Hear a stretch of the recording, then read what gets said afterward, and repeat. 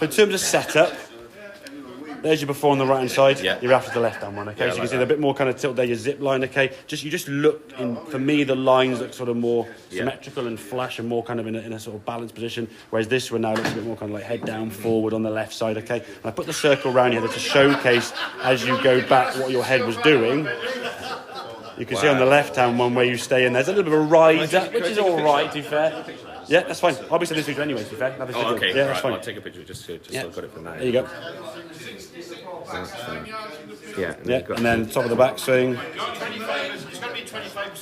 You kind of move into a very similar position there. They're almost like identical. Yeah. But you've had to move into that position. Yeah. If you know that's the position you want to get to, just start there. Yeah, exactly. It's like, okay, I'm gonna hit a golf ball. I've got to get to here in the backswing, so let's start here. It doesn't make a lot of sense. If I just want to get to there, I'll just start there and just turn my hip around the corner. Yeah. And once that hip, for me, your swing thought currently is to take that hip and go curve. To go round the corner that way. Got much more rotation, do you think, or is it pretty similar at the moment? I just drill it a little bit. It's probably a little bit more, I think, because there's a bit of a rise up, which is if you're kind of doing this, you're not going to be able to rotate. Yeah, exactly. Yeah. So, I mean, for me, in terms of length of backswing, I wouldn't say your length of backswing is short. That's a little bit longer. Yeah. With an 8, 7, 9 or whatever, you don't need to be long in your backswing, okay? With a driver, you're going to get a bit more power and stuff, but again, it's controlling really for me that if we start going along back, you get more power, but the ball's going to be all over the place. Yeah, exactly. Like Kyle Barks and all the world with long shots.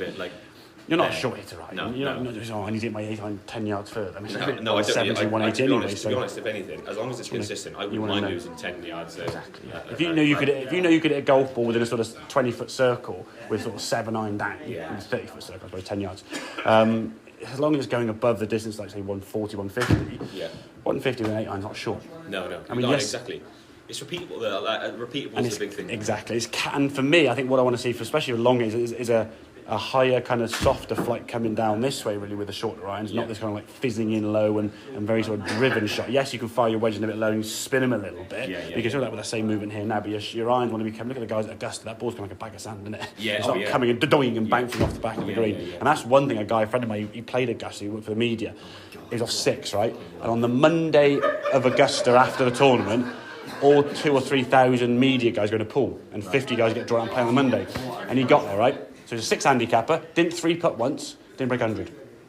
Couldn't hit a green, or couldn't hold a green. Every shot was hitting the green, and bouncing off. So every shot he had, he was chipping back on. So the longest putt he actually had was about 20 foot, which, okay, still 20 foot's 3-puttable, but 6 handicap, had a caddy to show where to bloody aim. So I was, okay, there's the flag there. Aim with that fire. It's like, really? Nice pace for them. And they obviously let them grow a little bit. They haven't cut them from the day before, but he said he just couldn't get the ball to come in soft enough. I tell you what, it's a really good. And he was a good golfer. Watching was I don't know if you watch him on YouTube, Eric Anders Lang. He's like a really he's like a sort of hipster golfer. Yeah. But he does this thing. He owns this company called Random Golf Club. Okay. What they do is they take average golfers, 4 handicappers. They take one high handicapper, one mid handicapper, one. Okay, and go and play different golf courses. Pinehurst, nice. TPC Sawgrass. Oh, amazing. I recommend you watch. I'll do that. It's fucking amazing because it gives you in perspective.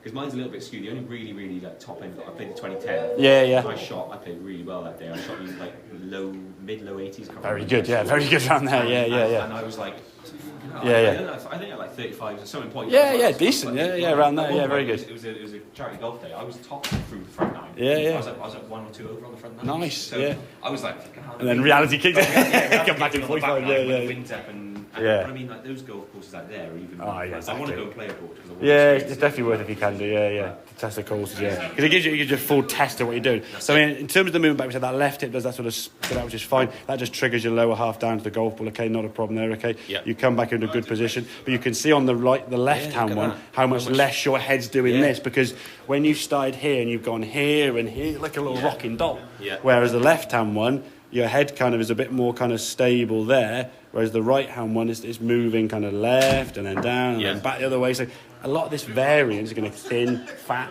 push, pull, hook, slide, everything, all the above. Okay, if the pivot point for in a golf swing really is coming kind of in that. Yeah. If that's moving a long way up, down, side. Look at the tour play. I mean, Adam Scott for me had one of the best swings when he was playing. And actually, there's a video I saw online where he's literally turned there and his head, I put a line on his ear and his ear lobe, it didn't move. Yeah. So literally as he got to there, top of the battery up there, and then came back down again, and he's like, it hasn't moved. Yeah. So all you're doing now is taking that club and just swinging it, and the pivot point stays the same. Yeah. It's not moving here, there, and everywhere. So your consistency is going to get better. Is golf coaching changing at all? Because you know, like Adam Scott, he was like the best swinger when he was like full on, like swinging up to here, all the way through. Like I said, head didn't move, whatever. But it seems like John Rahm now, and he comes to about here. Yeah, and then it's kind of more.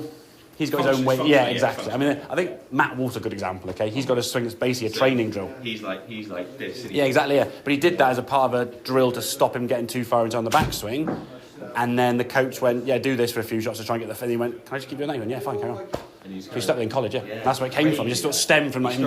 Yeah. Oh yeah, big time. Yeah, exactly. Yeah.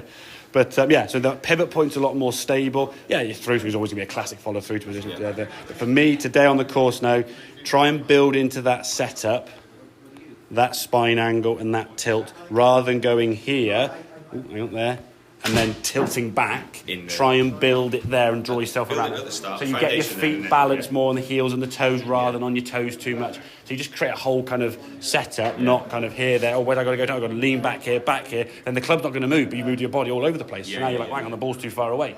So build it into your sequence, into your setup, club, tilt, grip, feet, get your balance through your heel and toes, and then your swing throw now, right hip, just going to trigger out the way, just turn him out the way. Yeah, exactly. He just turns a bit, so you just turn into your right heel a bit more, rather than sliding back into position you want to get into. Yeah, because I was coming back like this. There's a little, exactly, yeah. Whereas I want to be like... Exactly. There's a little, that kind of feeling there, with that hips going back that way, okay? Does that make sense? Yeah, perfect. Cool.